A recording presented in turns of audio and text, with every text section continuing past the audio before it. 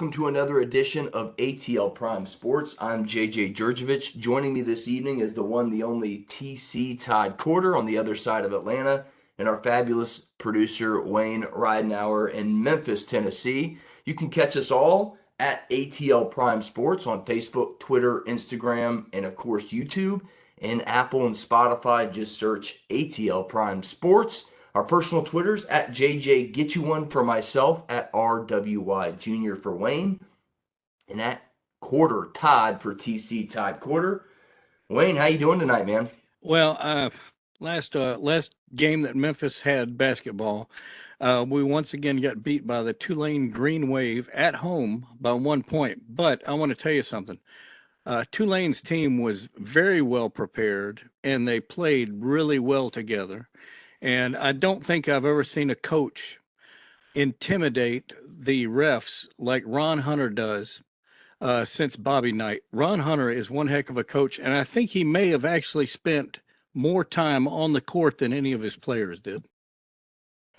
Former Georgia State Panther Ron Hunter there coaching up the Tulane Green Wave. I'm cool, but not as cool as UGA's head football coach Kirby Smart, who, according to ESPN Paul Feinbaum, is probably content if OC Todd Monken leaves the school for the NFL.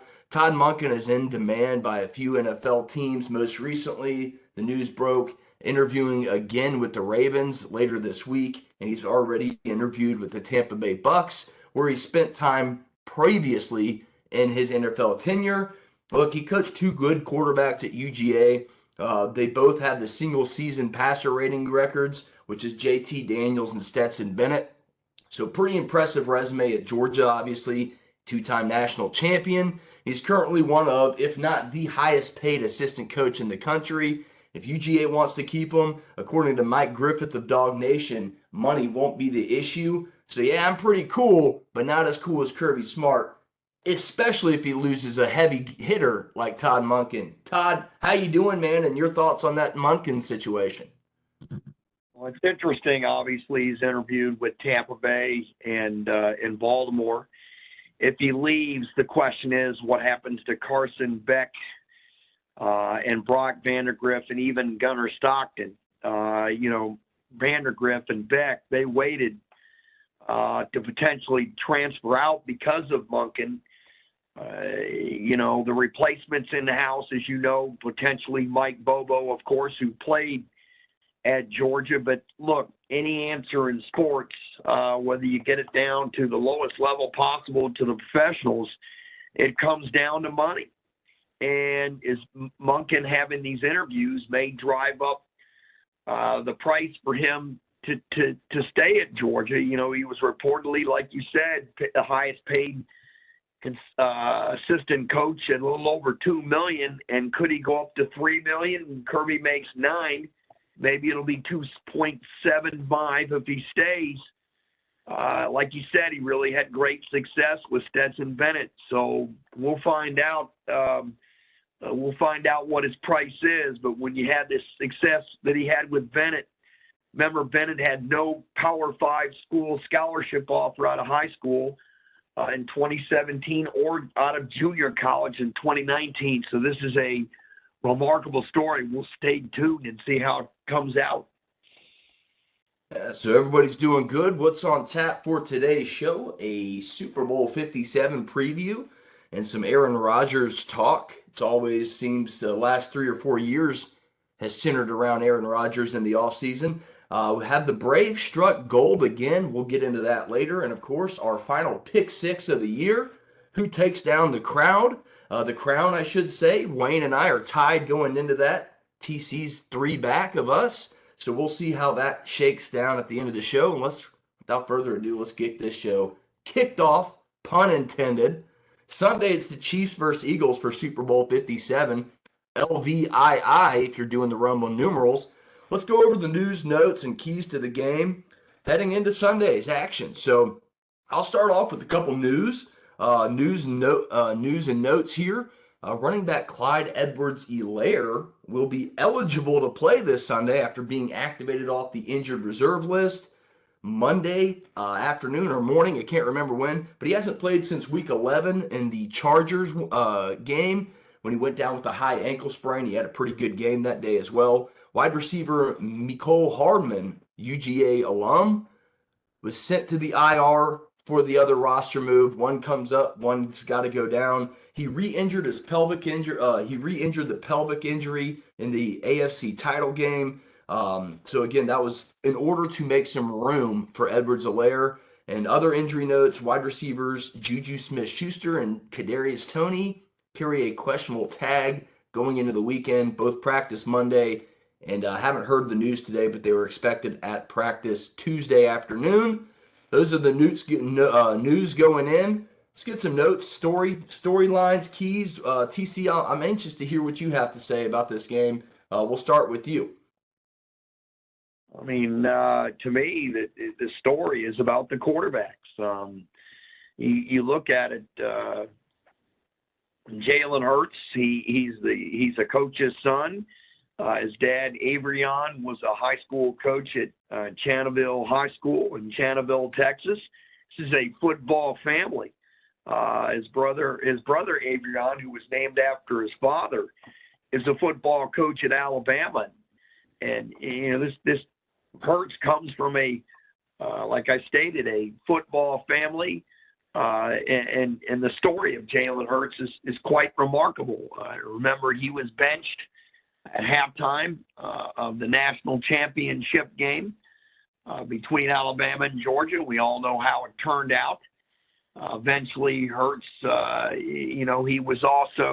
he came in for Tua Tagovailoa in the SEC championship game and won that. So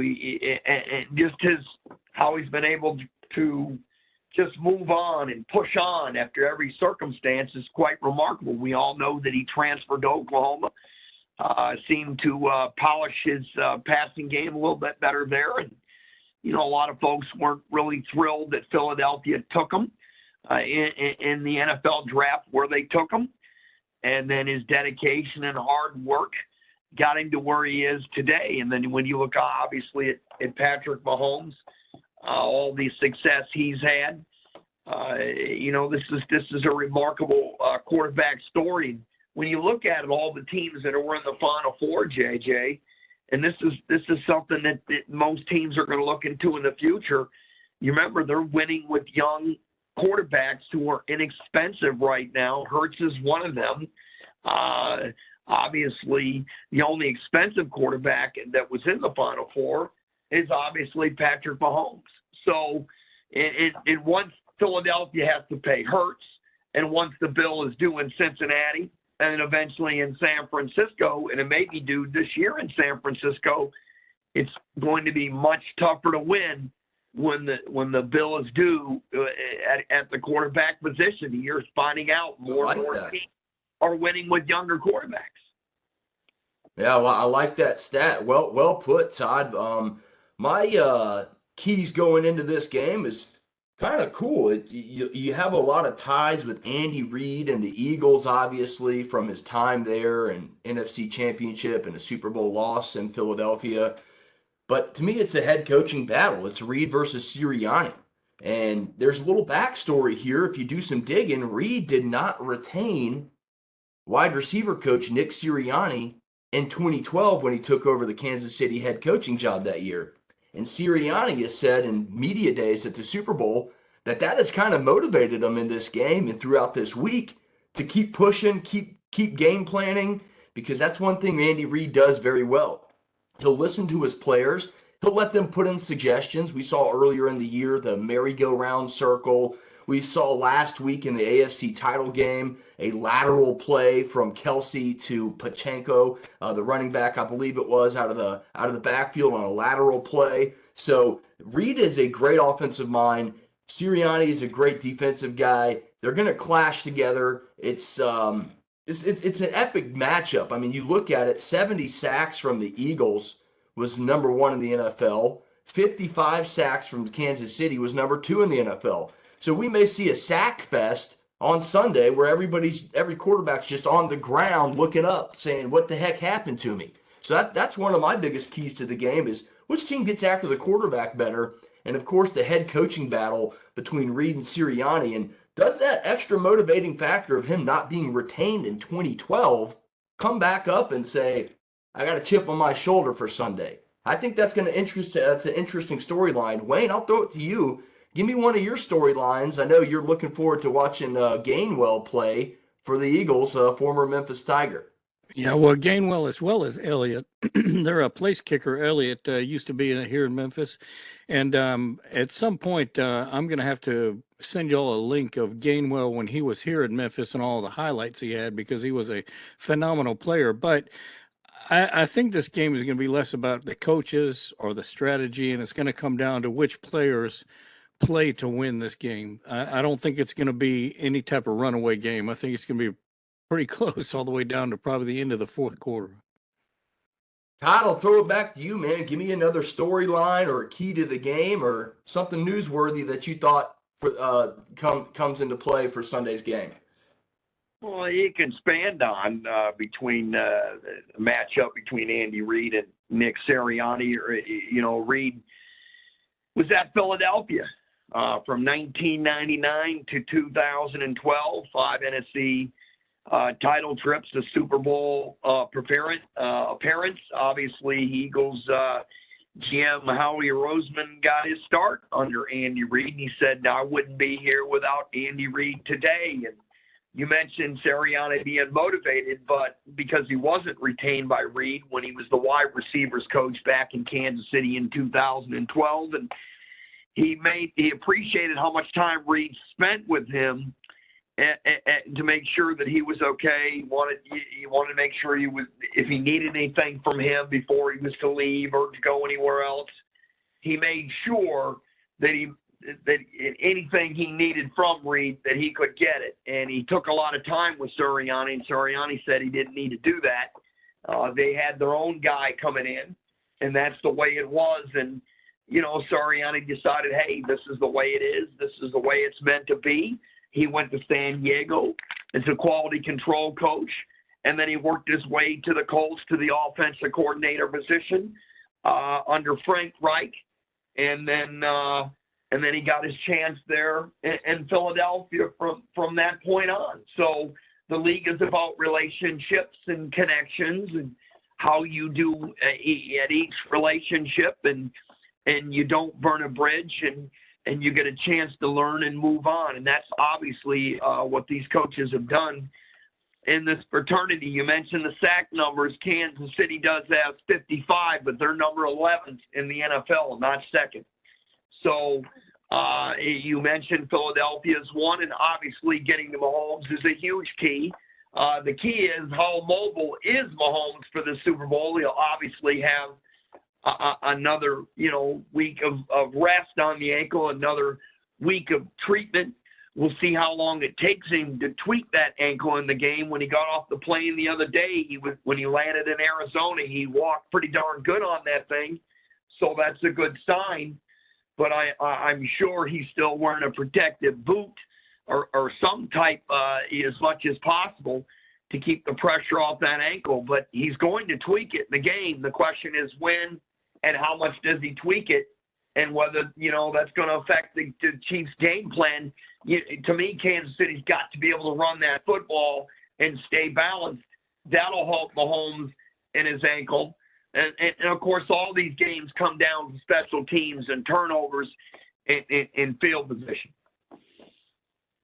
Yeah, turnovers, you nailed it on the head. That's my next key. The turnover battle. Chiefs -3 on the regular season, while the Eagles are near the top of the NFL at +8. The Eagles picked off 17 passes during the regular season, so I think that's a huge stat. If Mahomes' ankle is hindered and he's not able to make the miraculous Mahomes-style plays that we're accustomed to seeing, where he gets out of the pocket, throws one over his shoulder like this or around his back, or the no-looker, we've all come accustomed to it. You can't coach it. He just has it. It's the baseball player in him that he got from his dad. If he can't do that, the turnover battle is going to be huge. If he throws a pick off and, the Eagles are able to take advantage of it, I think that's where the game will prevail. I know it's cliche, but I do think the turnover battle will be the biggest key in this game moving forward, and something's got to give. Number one passing offense, 297.8 for the Chiefs. Number one passing defense, 179.8 for the Eagles. Something's got to give. Who's going to do it? Defense travels. Defense wins championships. The cliches are real. And I really like Brandon Graham, Hassan Reddick, and this Eagles defensive front. And if Mahomes' ankle is tweaked at all in this game, a high ankle sprain is what caused Edwards-Helaire to miss all that time from Week 11. So a tweak could be really big in this game. TC, I'll give you the final thought, and I'll throw it to Wayne for one more. Well, JJ, just in the offensive line, regardless whether he's going to tweak his ankle, there's no question. The question is when. Can he stay in the pocket and still be effective? And you saw that against Cincinnati. He was tremendous. He was able to, even on that bad ankle, gimp his way and gallop his way out of bounds and get the late hit against Cincinnati to sew it with a game-winning field goal. Just his presence on the field just means a ton to the Chiefs. And he's proven he can stay in the pocket and be really effective. They would like to call plays outside the pocket, which is going to affect their game plan. But if he can get protection and keep Hassan Reddick, who is a Philadelphia native, he's a Philadelphia native. If they can keep Hassan Reddick off him, he can still be in the pocket and be effective, even if he does have that gimpy angle. So it's not only on Mahomes' angle, but it's definitely about his offensive line, giving them the time to throw the football. I mean, that's just the way it's going to be.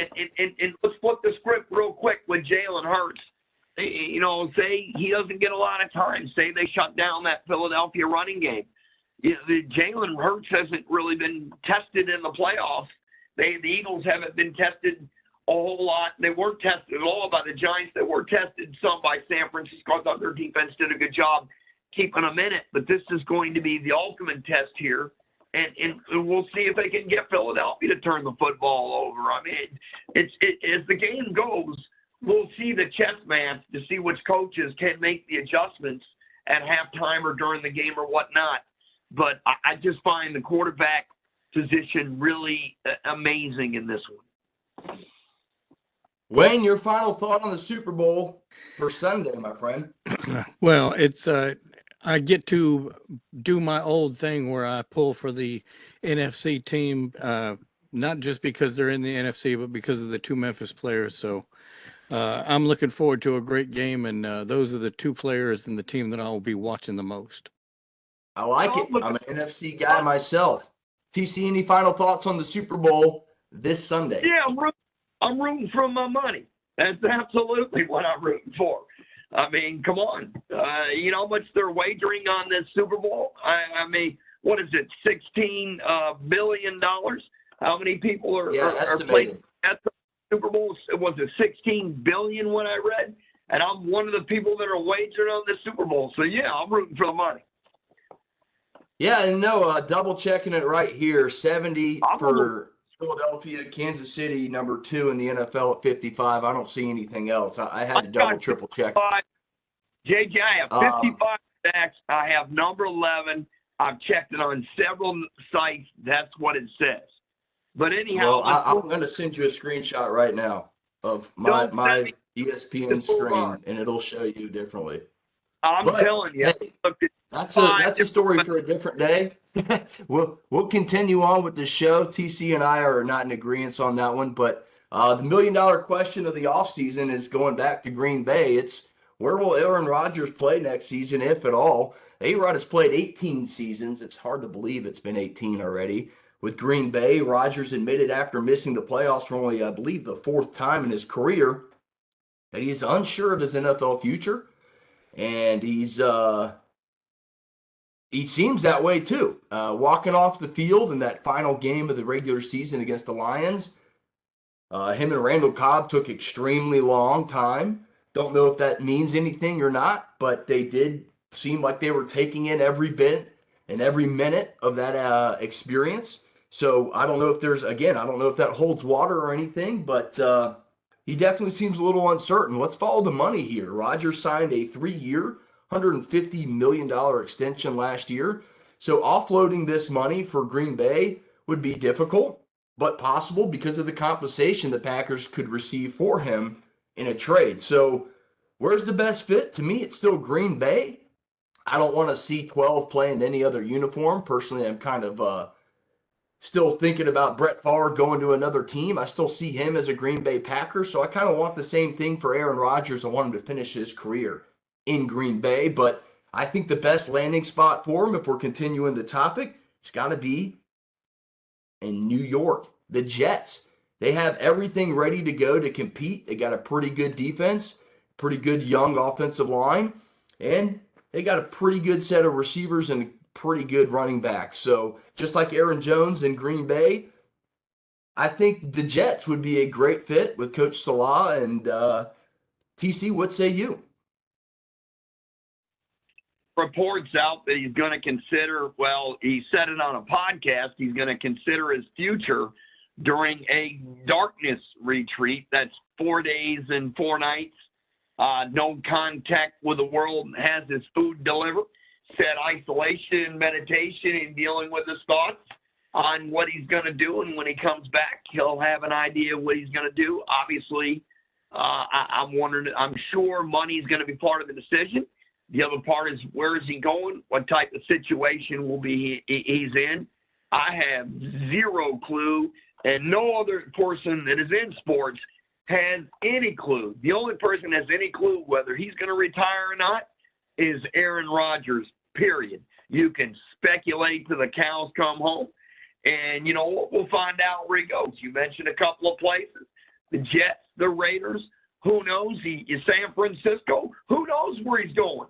I mean, nobody knows, and we'll find out. And you know, Aaron Rodgers won the A&T Pebble Beach Pro-Am, his partnership there with professional golfer Ben Silverman this weekend. So obviously his golf game is not affected at all about whether he's going to retire or not. I just think this is something that we go through each and every year with Aaron Rodgers. Look, I got a gut feeling he's going to play because the money is going to entice him to play. And it's one more go around, and who knows where he goes. But I tell you what, having Brady and Rodgers retire in the same year will definitely change the guard in the NFL, because the quarterback position with the stars is only going to get younger and younger. Wayne, any thoughts on the Aaron Rodgers offseason saga that has continued for about 3 years now? Yeah, I really don't care what he does as long as he's not on the TV trying to tell me how to refinance my house or which car insurance to buy. Discount double check. I hear you. All right, guys, let's move on to our Braves topic for the evening. The Atlanta Braves have struck gold time and time again with prospects over their past 5 divisional championship runs. Guys like third baseman Austin Riley comes to mind the most recently. Have the Braves struck gold with shortstop Vaughn Grissom? TC, I'll let you tee this one off, man. Well, I don't have any idea if they struck quote-unquote gold, but I'll tell you what, they'll be fine. They'll be fine losing Dansby Swanson. They'll just bat Vaughn Grissom ninth and let him slowly grow into his own like they did last year with Harris, and he replaced Duval in center field. That worked out. You mentioned Austin Riley. He took over for Josh Donaldson. This organization knows what they're doing. I mean, they really know what they're doing. They know how to develop young players, and then when they get to the major league level, they're usually ready to play. This is something that's been done for years with this organization. They only go so far with a financial bill on a player, and if you don't take it, they'll say, see you later. They'll either let you go or they'll trade you before you're gone. It's pretty simple. It's cut and dry with them. They've done it with about everyone except for Chipper Jones. So, I mean, Chipper's even told Freddie Freeman last year, here's the number. Either take it or leave it. And if you don't take it, then they're going to leave you. So with Vaughn Grissom coming in, Think about it. The kid's going to bat ninth. He's in a stacked lineup. There won't be any pressure for him to hit it all. And guess what? Who's been training with him all winter? Ron Washington. I mean, just think about it. Ron Washington has been training with him all winter, getting on-the-job training at shortstop. And guess what, JJ? He'll be ready to go. It's his natural position. I remember his first game in the big leagues. He homered and stole a base in Fenway Park. This kid's going to be a hell of a player. I've said it from the beginning, just watching him play. He's just got it. And I can't wait to see him play. They'll miss him, but Vaughn Grissom will do just fine. Yeah, I think striking gold is a little overreach, but hey, that's what we try and do here. We try and get views, we try and get clicks, right? So I wouldn't say they struck gold yet until maybe this kid gets a contract like Michael Harris or something around there. But the guy hit 291 in 41 games last year. I think he had 5 home runs, played pretty good in the infield at various positions. And I tell you what, the kid's got the size, he's got the speed. You mentioned the stolen base, you mentioned the power, and you mentioned Ron Washington, one of the best coaches in Major League Baseball in terms of infield fundamentals. So I really like Vaughn Grissom. I like him sliding in. Now, do I think Dansby Swanson would be a better fit? Sure, absolutely. Veteran player, hometown guy. Had a lot of momentum building up in the World Series of 21 and into 22. So, yeah, but I think the Braves, let's push the brakes on did they strike gold with Vaughn Grissom, but let's at least acknowledge that they can scout and they can develop players a la Austin Riley, a la Michael Harris, and a la, hopefully, Vaughn Grissom. So that concludes our Braves topic. Let's go ahead and get into our Pick 6, the finale. Guys, it's here.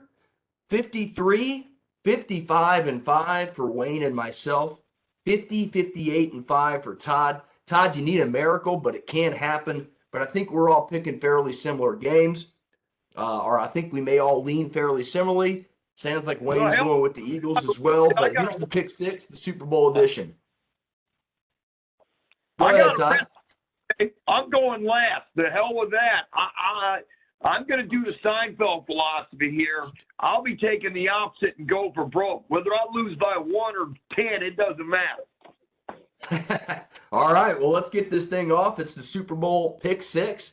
We're going with Tuesday's spread, the most recent spread before this recording. Chiefs 16-3, Eagles 16-3. Lots of comparisons with the teams. I think they scored the same amount of points in the season, like 646 or something like that.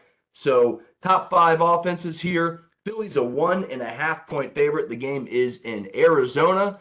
Look, Hurts and Sanders are the key to the Eagles' success. 39 rushing touchdowns this season is the most in NFL history.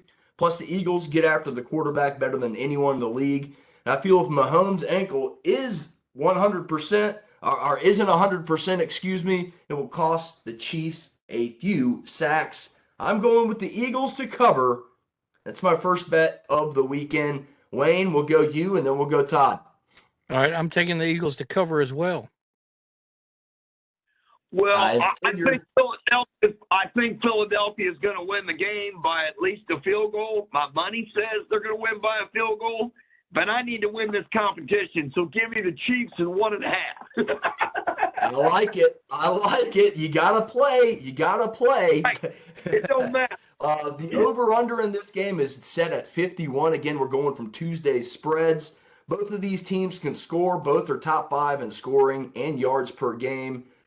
Just a couple quick notes. Eagles 389 plus a game in terms of yards per game. Chiefs right over 400 at 413. 29 plus for the Chiefs, 28 plus for the Eagles. I'm going over. I just think it's going to be a high-scoring affair, kind of like the 2017 Super Bowl between the Falcons and the Patriots. You may even see an overtime game in this, but I'll give you my pick for that later, but I am going with the over 51 in this matchup. Wayne, what say you? I'm going over as well. In fact, I think this may approach the final score of that most recent Auburn-Tennessee basketball game. Ooh, very high scoring. Well, no, it was not. It was 43-46 was the final score on that game. Ridiculous. Well, I mean, high scoring for football is what you're Well, saying. yeah, but you know, TC, what you got? Wow, 51.5. That's my brain tells me, my gut tells me to go 51.5, no question. But I need to catch you clowns. So, you know what? Defense does win championships. Look at the Cincinnati Kansas City game. It didn't go over 51 points. Neither did the NFC Championship game. So I'll take the under.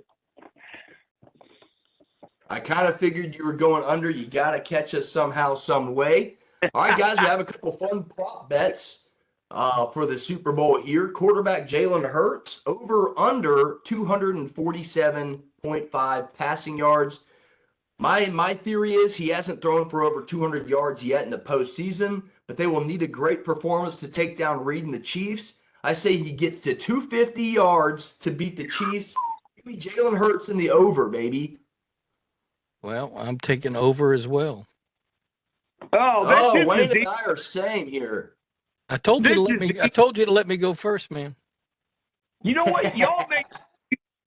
Y'all put this on a tee for me. I'm going under, and I really think it is going to be under. And, I'm not sure about the second one. I have a puncher's chance on the first one that I don't think Hurts throws for over 250 in this game. They run the ball too well. That's under. So you're going under there. Oh, next yeah. one is the other quarterback in the Super Bowl is Patrick Mahomes. The over/under set at 275.5. Yeah. I think the bet. Wayne, I'll let you go first. Since you want to. Well, I think he's going to be handing the ball off a lot more than throwing, so I'm going under on that one. Woo! Oh, I like it. I like it too. I'm going under as well. Wow, this is crazy. Wayne, you and I might be dead even, and we're going to finish the season that way, it seems like. I'm going under as well. I think Mahomes will be on his back the whole night.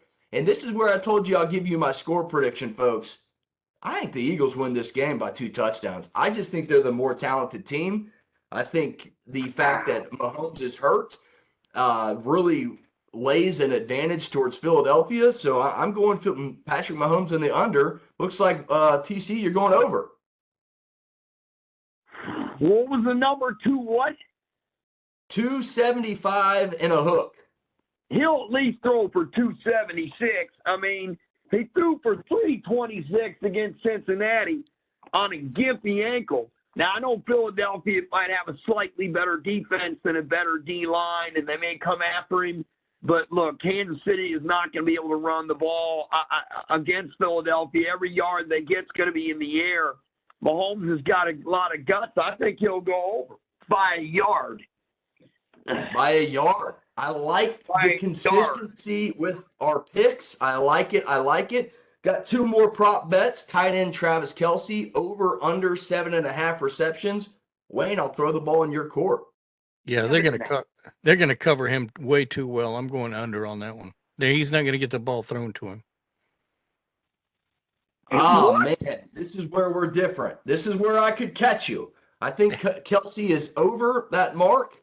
I do. I just think Travis Kelce is their main receiver right now, especially with the question marks to Juju Smith-Schuster, Kadarius Toney. He'll be open over the middle. I think 8 catches for Travis Kelce gets the job done. Over for me. Wayne, or TC, what say you? Now, if it's 7, it's just a push, right? No, 7 would mean that would not cover. He would have to get 8 in order to get the bet and hit. So over would be 8. 7 would be a loss, a null bet. I don't think Vegas gets your money. I think he catches 7 balls, so I'm going under.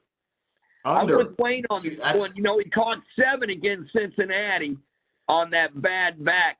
Belden Scantling's the one they're gonna go to, and he's the guy. But if Kelce gets over 8 catches, he could be the MVP of the game. I'll say under. Very well could be. Last prop bet of the not inaugural, of the season here. The last prop bet, A.J. Brown over under 5.5 receptions. This one was the tough one for me. But again, I said Jalen Hurts has to throw for 250 for this game to be a W. And I think A.J. Brown has about 6 of those receptions. I'm going over. Wayne, what say you? Well, I'm going over as well. And the reason I'm going over is because I've got a feeling Kansas City is going to be trying to stop the run too much, and it's not going to work out for them. Now, how many TC, what catches? you got? How many catches? How many? 5.5. So 6 gets the bet good for you. 5, again, Vegas takes your money. Look, he had 88 receptions on the season in 17 games? So how many is that per game off the top of y'all's head? They told me there would be no math. I'm not doing any math. Why not? No, because the syllabus said no math. I read it. I'm a Georgia fan. We don't do that stuff. That's 5 a game during the regular season, a little over 5. Just about, yes. I'll stay around under. Yep. Give me the 5 and the under. I think he'll catch 5 balls in this game, and y'all are going to crap a brick. I might not need Kansas City to win this thing. To catch y'all, I may win the money with the Eagles and then catch you on the rest of them. I like my position. That is awesome.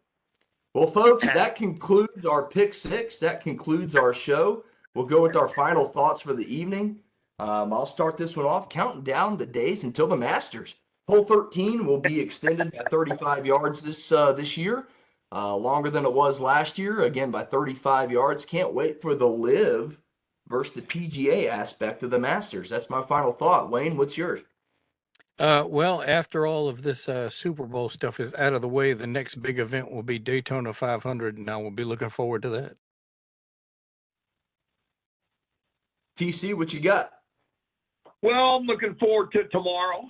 Going to have a doubleheader at the Lock with the North Georgia Nighthawks coming in versus Clayton State on the women's side and the men's. The women's game will start at 5:30. It is Breast Cancer Awareness Night. The first 50 students that come in the door will get a T-shirt.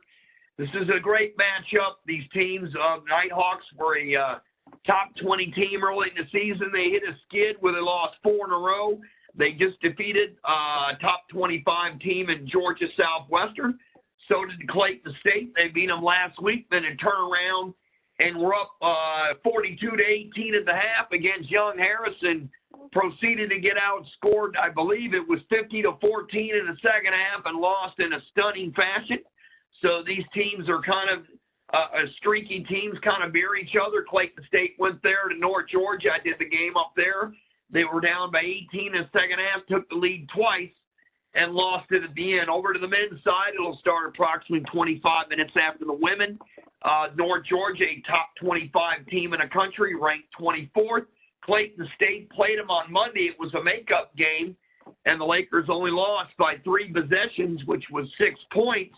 They played really well, and now they play again on Wednesday. I like Clayton State's chances to get its first conference win of the season. They've had 11 games this season where they've lost by 2 possessions or less. So this club has been snake bitten. They haven't had their entire team together once due to injury all season. And I think Clayton State can pull off the upset and get their first conference win. They may not make the postseason conference tournament, but let's see if they can play spoiler in the PBC race. I'll be on with Tyrone Lockhart, 1984 NCAA champion at Georgetown with Patrick Ewing, and the head coach John Thompson. You can catch that at the PBC sportsnetwork.com. We'll have the pregame at 5:20 p.m. and I hope you guys listen in. Yeah, go Lakers, go Lake Show. How about it? For Wayne in Memphis, for Todd in North Atlanta, and myself, JJ Jurjevich, thanks for listening. If you like the content, please like, please subscribe, and check us out on Apple, Spotify, YouTube, Instagram, Facebook, and of course, the old Twitter. Get you one. We'll see you next week. Enjoy the Super Bowl, ladies and gentlemen.